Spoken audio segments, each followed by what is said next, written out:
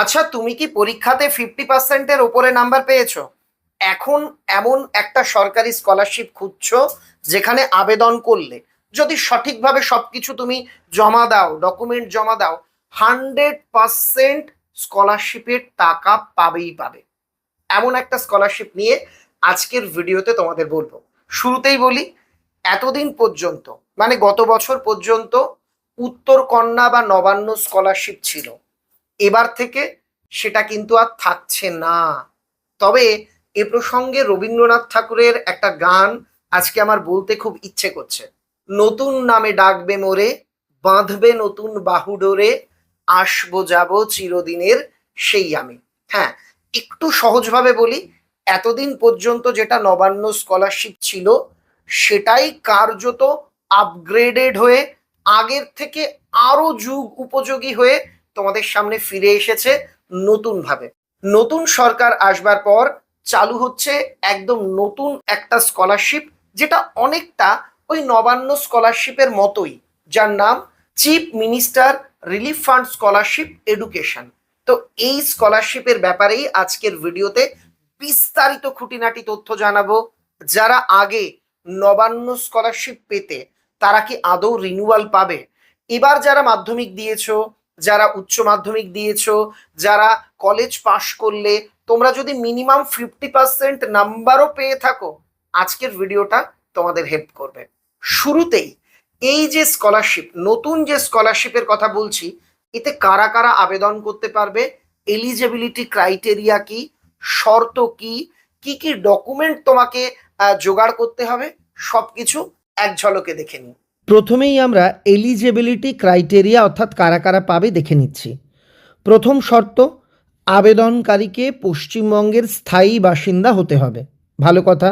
Next পয়েন্টে বলা হয়েছে পশ্চিমবঙ্গেরই যে কোনো বোর্ড থেকে তোমাকে মাধ্যমিক বা তার সমতুল্য পরীক্ষা, উচ্চ মাধ্যমিক বা তার সমতুল্য পরীক্ষা এবং স্নাতক বা তার সমতুল্য পরীক্ষা দিতে হবে।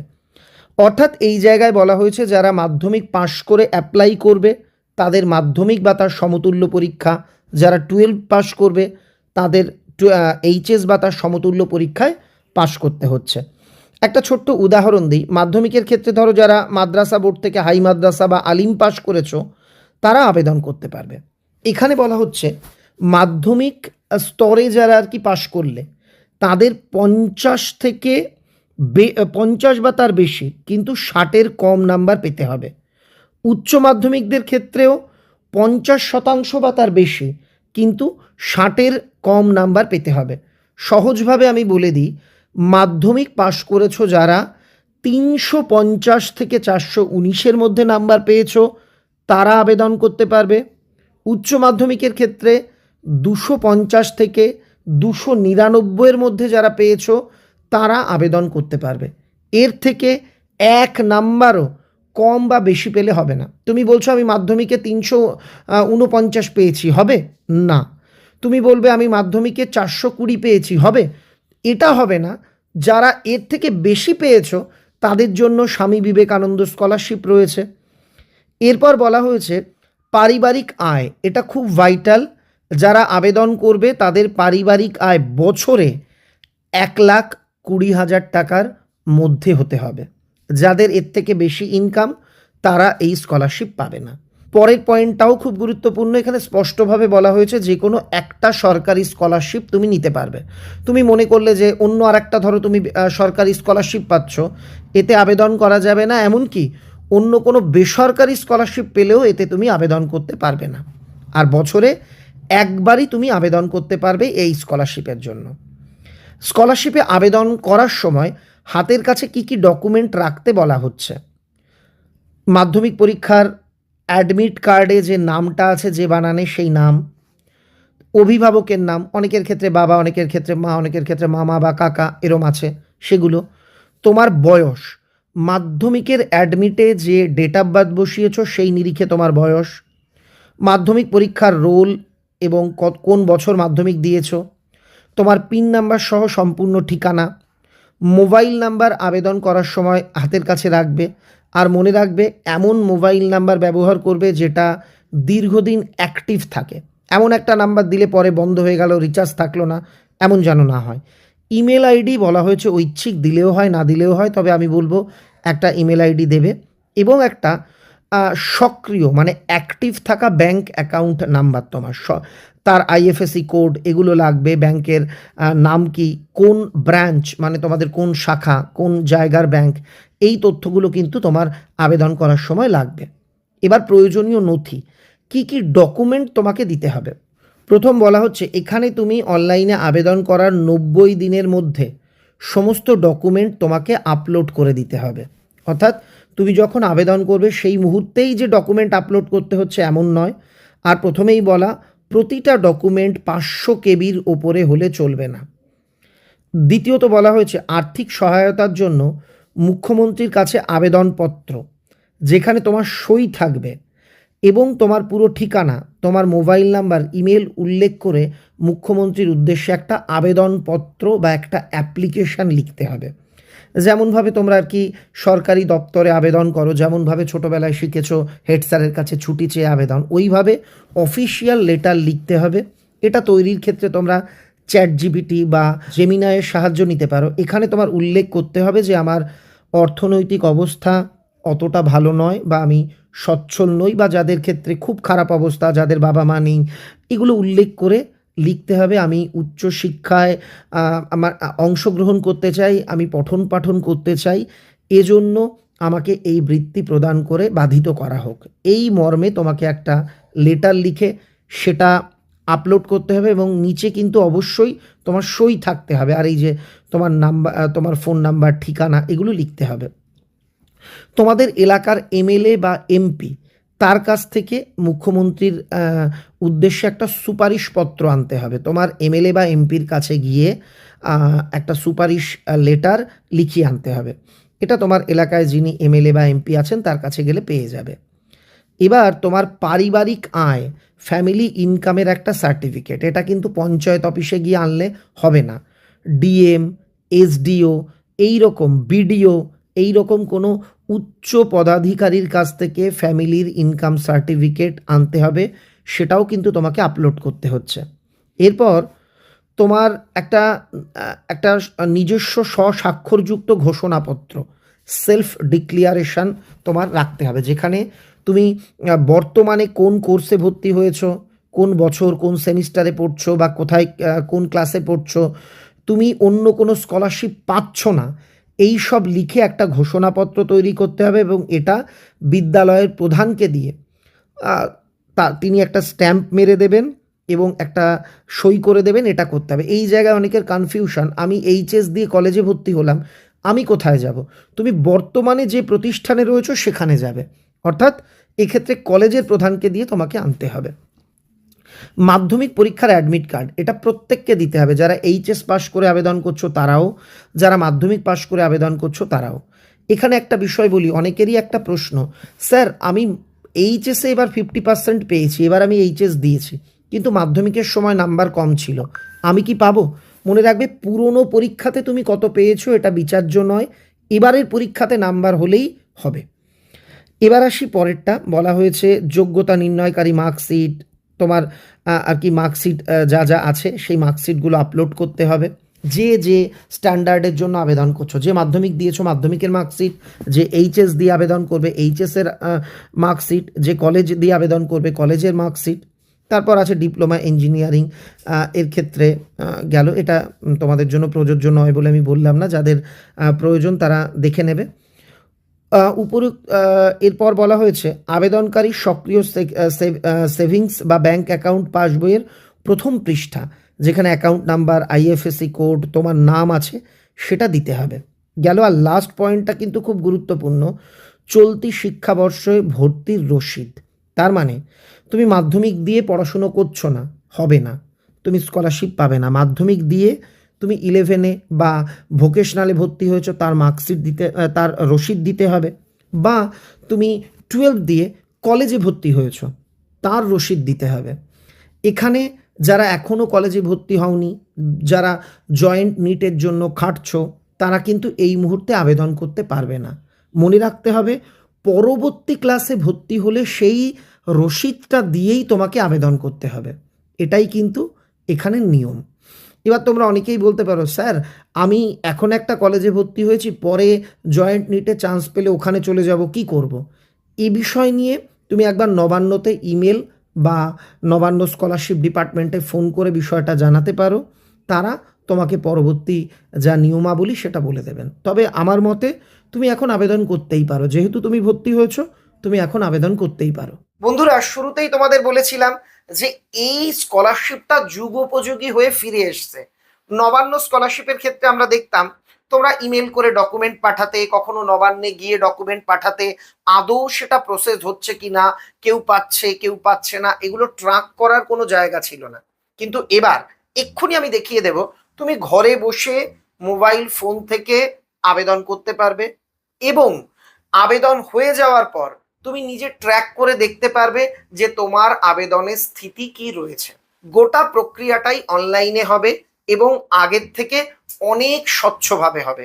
নতুন সরকারকে এই যুগ উপযোগী পদক্ষেপের জন্য অবশ্যই ধন্যবাদ জানাবো।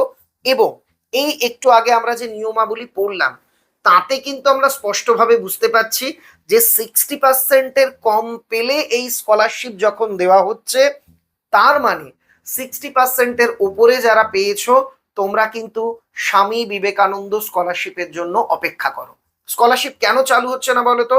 এখনো কিন্তু কলেজে ভর্তি প্রক্রিয়া চলছে। কলেজের ভর্তি প্রক্রিয়া শেষ হলে তারপর আবেদন শুরু হয়। ঘাবড়ানোর কিছু নেই, ভয়ের কিছু নেই। আমাদের রাজ্যের নতুন মুখ্যমন্ত্রী তো জানিয়েই ছিলেন স্বামী বিবেকানন্দ স্কলারশিপ কিন্তু চালু আছে। তাই ওটা হয়তো শুরু হতে একটু সময় লাগছে, তোমাদের একটু ধৈর্য ধরতে হবে। এবার আমরা দেখে নিই কেমন ভাবে এই চিফ মিনিস্টার রিলিফ ফান্ড এর তরফ থেকে এডুকেশনের জন্য যে স্কলারশিপ দেওয়া হচ্ছে তাতে তোমরা আবেদন করতে পারবে। এই স্কলারশিপে আবেদন করতে হলে তোমাকে cmrf.wb.gov.in এই ওয়েবসাইটে আসতে হবে। ওয়েবসাইটে ক্লিক করলেই তোমাদের সামনে ওয়েবসাইটটা খুলে যাবে। চিফ মিনিস্টার্স রিলিফ ফান্ড এই ওয়েবসাইট খুলে যাবে, যেখানে আমাদের রাজ্যের মুখ্যমন্ত্রী শুভেন্দু অধিকারীরা ছবি, পশ্চিমবঙ্গের মানচিত্র দেখতে পাবে। এর ঠিক নিচের দিকেই স্ক্রল করলে তুমি একটা অপশান পাবে, ফাইন্যান্সিয়াল অ্যাসিস্ট্যান্স ফর এডুকেশন। এখান থেকেই তোমাকে আবেদন করতে হবে। এখানে দেখো নীল রঙের একটা লাইন, ছোট্ট দুটো শব্দ আছে, নো মোর। এখানে ক্লিক করলেই এই স্কলারশিপের এলিজিবিলিটি ক্রাইটেরিয়া, কি কি ডকুমেন্ট লাগছে, কিভাবে ডকুমেন্ট আপলোড করতে হবে, কি কি চাইছে আবেদনের জন্য, সব লেখা আছে। আর আবেদন করতে গেলে তোমাকে এই যে অ্যাপ্লাই বলে অপশান আছে সবুজ রঙের, এখানে ক্লিক করতে হবে। অ্যাপ্লাই বলে অপশনটাতে ক্লিক করলেই তোমাদের সামনে একটা ফর্ম খুলে যাবে, যেখানে প্রথমে তোমার মোবাইল নাম্বার বসাতে হবে, একটা পাসওয়ার্ড সিলেক্ট করতে হবে, আর ক্যাপচা মানে এই নিচে তোমাদের দেখবে কিছু কথা লেখা থাকবে, এটা বসাতে হবে। এটা বসিয়ে তোমাদের লগ ইন করতে হবে বা সাইন আপ করতে হবে।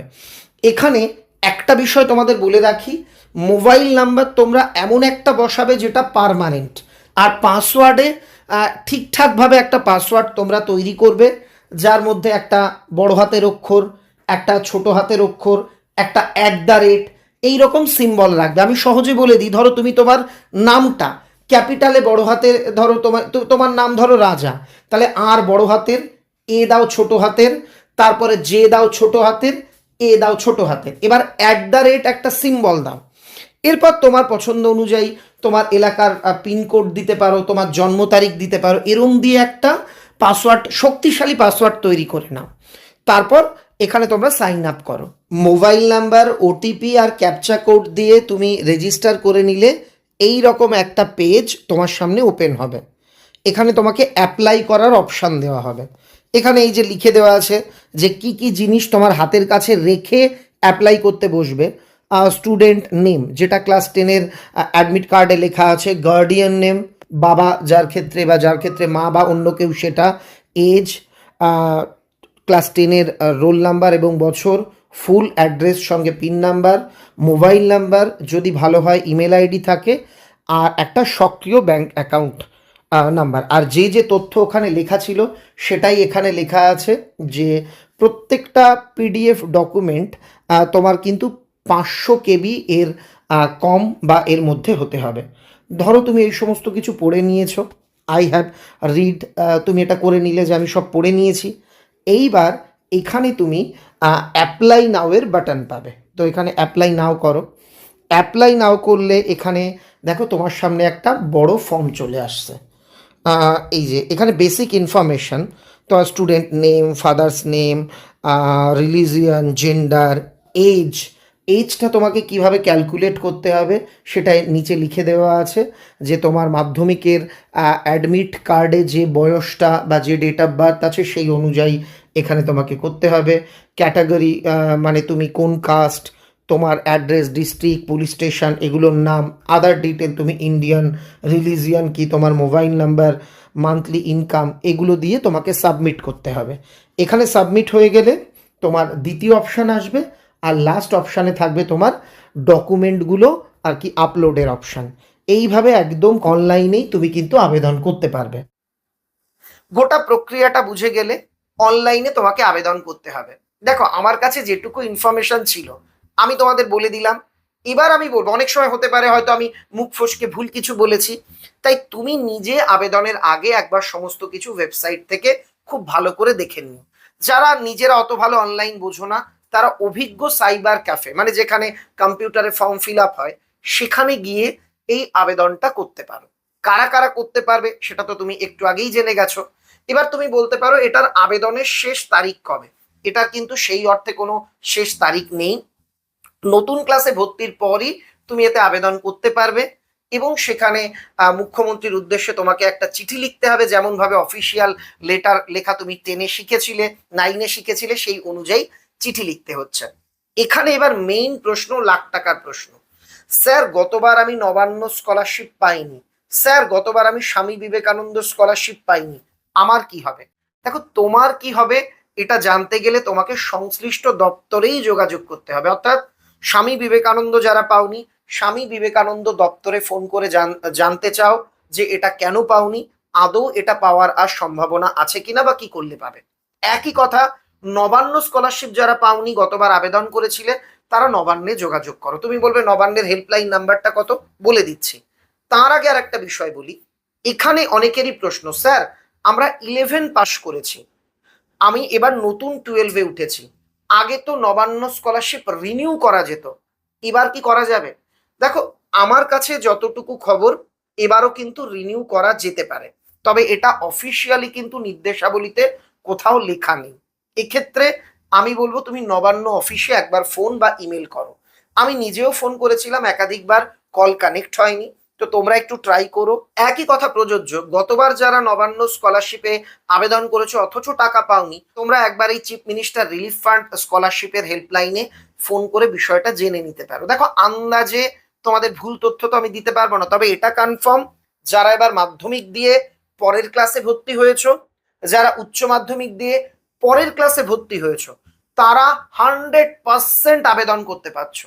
তবে যারা 11 পাস করে 12-এ উঠেছো, তারা নতুন করে আবেদন করতে পারবে কিনা বা রিনিউ করতে পারবে কিনা, এটা নিয়ে কিন্তু কোনো আপডেট এখনো নেই। আপডেট পেলে আমি তোমাদের জানিয়ে দেব। বা তুমি যদি মনে করো যে তুমি আবেদন করে দেখতে পারো যে আদৌ পাওয়া যাচ্ছে কিনা, সেটা তুমি করতেই পারো। আর তোমাদের জন্য স্ক্রিনের ওপর আমি দেখিয়ে দিলাম এই স্কলারশিপের জন্য নির্ধারিত হেল্পলাইন নাম্বার এবং ইমেল আইডি। যদি হেল্পলাইনে ফোন না যায়, সেক্ষেত্রে তুমি কিন্তু ইমেল করতেই পারো। এখানে লাস্ট একটা কথা বলবো, স্কলারশিপ নিয়ে যতটুকু ইনফরমেশন ছিল আমি তোমাদের জানিয়ে দিলাম। এরপর অনেকেই দেখেছি, ধরো আমার বিভিন্ন সোশ্যাল মিডিয়া প্ল্যাটফর্মে গিয়ে বা আমাদের যে অফিসিয়াল হোয়াটসঅ্যাপ, সেখানে হোয়াটসঅ্যাপ করে স্কলারশিপের ব্যাপারে তথ্য জানতে চাও। সত্যি বলতে মিথ্যে কথা বলে বা যেটা আমি জানি না তোমাদের আমি বিভ্রান্ত করব না। সোশ্যাল মিডিয়াতে তো দেখেছো, কিছুদিন ধরে সবাই বলছে স্কলারশিপে লাখ লাখ টাকা, উচ্চ মাধ্যমিক পাশ করলে লাখ টাকা, এইচএস মাধ্যমিক পাশ করলে এত টাকা। আদৌ কিন্তু সেগুলো পাওয়া যায় না। ভুলভাল তথ্য, উদ্ভট তথ্য আমি কখনো তোমাদের দিই না। যেটুকু ইনফরমেশন ছিল আমি জানিয়ে দিলাম। এরপর যদি আরো কিছু ইনফরমেশনের দরকার হয়, তোমাকে সংশ্লিষ্ট দপ্তরে যোগাযোগ করে জেনে নিতে হবে, বা আমার কাছে কোনো আপডেট আসলে আমি আবার ভিডিও করে দেব। এই রকমই আবারও যখন কোনো অথেন্টিক, আমি সেটা সরকারি হোক বেসরকারি হোক, আমি স্কলারশিপের খবর পাবো, সেটাও কিন্তু আমি তোমাদের জানিয়ে দেব। তাহলে আজকের ভিডিও এটুকুই। আমার একটা অনুরোধ, ভিডিওটা বন্ধুদের মধ্যে শেয়ার করে দাও, যাতে সবাই এই স্কলারশিপের সুযোগ বা সুবিধে নিতে পারে। তোমার মতামত কমেন্টে লিখে জানিও। দেখা হচ্ছে খুব তাড়াতাড়ি। সবাই ভালো থেকো।